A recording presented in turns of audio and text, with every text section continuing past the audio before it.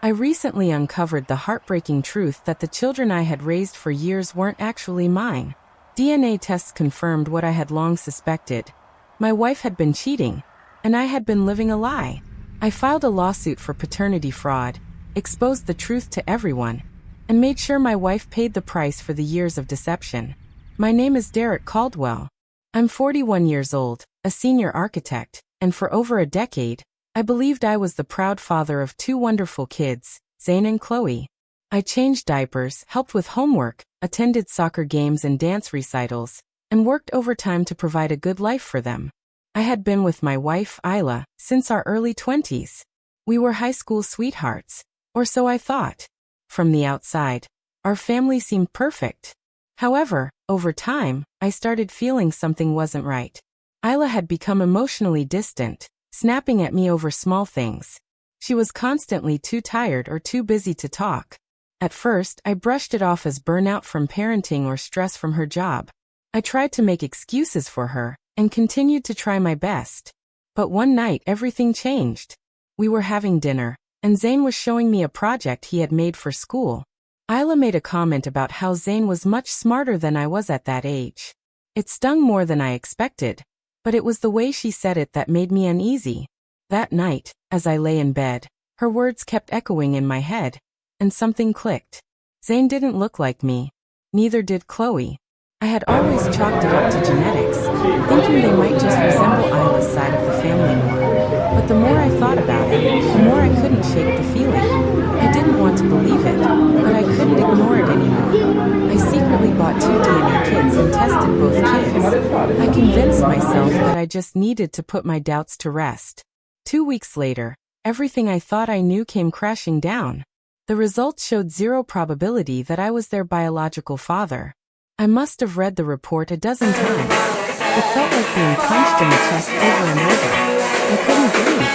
I couldn't think. Instead of confronting Isla right away, I needed to know everything. I reached out to a lawyer friend and asked about paternity fraud laws, then hired a private investigator. I had to get the full truth. Over the next month, the investigator dug up the painful reality. Isla had been having an affair with a man named Vincent Morales, an old college friend. Their affair had been going on for almost 14 years. Vincent was the biological father of both Zane and Chloe. He was also married, and Isla had kept the children a secret from him. She had used me as her cover, her stable fallback. The worst part? Isla knew all along. When I finally confronted her, she didn't deny it. Her words were chilling. You were stable. You had a good job. I didn't want to raise kids alone. And you loved them. So what difference does it make? 14 years of love, birthdays, scraped knees, bedtime stories, all dismissed by one selfish sentence. I moved out that same day.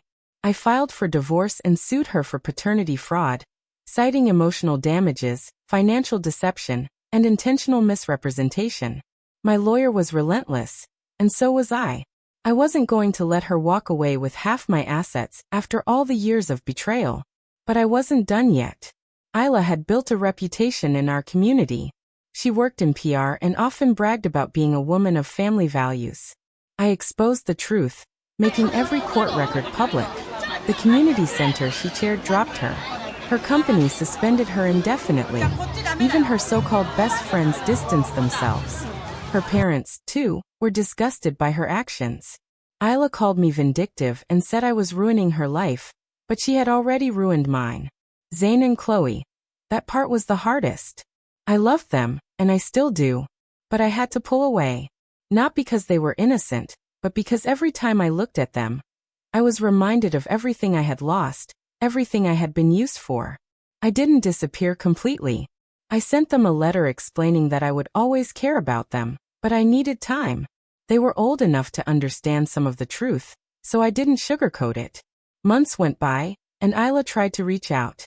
She said she was ready to talk, but what she really wanted was to rewind time, to fix the damage that she had done. But some betrayals can't be undone. Vincent tried to step in as their father after the DNA results were revealed, but Zane rejected him. Chloe called him a stranger. The life Isla had built came crashing down. As for me, I rebuilt my life. I moved to another city, took a promotion, and started therapy. I didn't trust easily, but I found peace in the truth. Even though it came with pain, some days I still wake up with the ache of what could have been. But I'm no one's fool anymore. I've learned that healing doesn't mean forgetting. It means facing the truth and refusing to let it break me. I thought the worst part was the lie, but I was wrong. The worst part came after the truth was revealed. When Zane and Chloe started treating me like a stranger. At first, it was subtle. Zane stopped responding to my messages. Chloe, who used to run up and hug me at school events, now kept her distance. One day, she even flinched when I tried to fix her hair during a performance, as if I didn't belong anymore. It broke me. I understood that the truth had rocked their world too, but I wasn't prepared for how quickly I became expendable to them. Then came the bombshell. Isla had told them I had used them to hurt her, that I abandoned them because they weren't biologically mine, that I never really loved them. It felt like being stabbed all over again. Zane confronted me one night when I dropped off a box of his things at my old apartment. His voice was cold. You didn't even fight for us. You just walked away. Guess we never really mattered. That hit me harder than the DNA test. I wanted to explain, but what could I say? I had fought for them without knowing the truth. I had given everything while their mother lied to us all. Chloe wouldn't even come outside. That was when I realized that I had been nothing more than a placeholder for them. A man who paid for their school trips and tucked them in at night, but who they never really saw as their dad. Once the illusion was gone, so was I. Isla tried to manipulate me one last time. She filed a petition in family court, claiming that I had psychologically damaged the kids by revealing the DNA results. She wanted me to pay for their therapy. Can you believe that? I countered with emotion of my own, severing all parental ties. I wasn't their father, legally or biologically. The court agreed. I was free. But freedom didn't come without pain. I spent months in silence, waking up in an empty apartment. There were no kids running around, no family dinners, just me and the echo of a life built on betrayal. Slowly, though, I began to feel something new. Clarity. For the first time in years, I wasn't being used or lied to. I wasn't waking up to a woman who saw me as nothing but a provider for her lies. I started traveling. I met new people. I joined a support group for people who had been victims of paternity fraud. You wouldn't believe how many of us there were, each with a different story but the same devastating ending. One day, I received a letter from Chloe. She was 16 now, old enough to understand the truth but still too influenced by her mother's bitterness. The letter was short. I wish you hadn't left. I wish things were different, but Mom says you're not my dad. And maybe she's right. I don't know what to believe anymore.